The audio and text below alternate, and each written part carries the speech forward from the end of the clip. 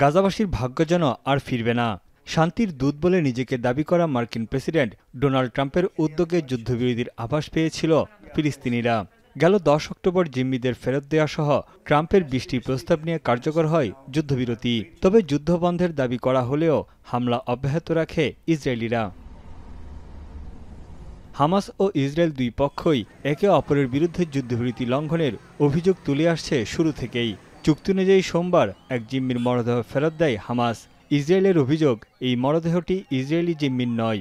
হামাসের কাছে এখনও 13 জন জিম্মির মরদেহ আছে। অন্যদিকে ইসরায়েল যুদ্ধবিরতির চুক্তি ভাঙায় জিম্মির মরদেহ হস্তান্তর স্থগিত করেছে হামাসের সামরিক শাখা কাসেম ব্রিগেড। এমন অবস্থায় হামাসের বিরুদ্ধে যুদ্ধবিরতি চুক্তি লঙ্ঘনের অভিযোগ তুলে গাজায় হামলা জোরদারের নির্দেশ দেন প্রধানমন্ত্রী বেনিয়ামিন নেতানিয়াহু। ইসরায়েলের প্রধানমন্ত্রীর দপ্তরের এক বিবৃতিতে বলা হয়েছে, সেনাবাহিনীকে গাজায় শক্তিশালী হামলা চালানোর নির্দেশ দিয়েছেন নেতানিয়াহু।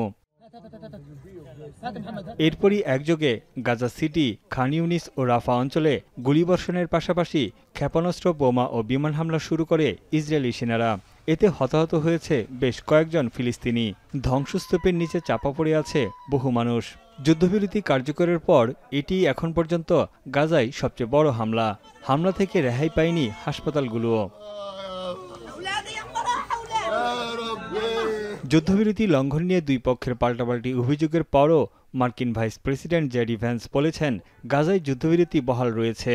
তিনি বলেন, এই অঞ্চলে ছোটখাটো সংঘর্ষ হওয়াটা খুব স্বাভাবিক। এপি জানিয়েছে, গাজায় সবশেষ হামলার বিষয়ে যুক্তরাষ্ট্রকে আগে অবহিত করেছিল ইসরায়েল। তানভীর জনি, এখন বিশ্ব।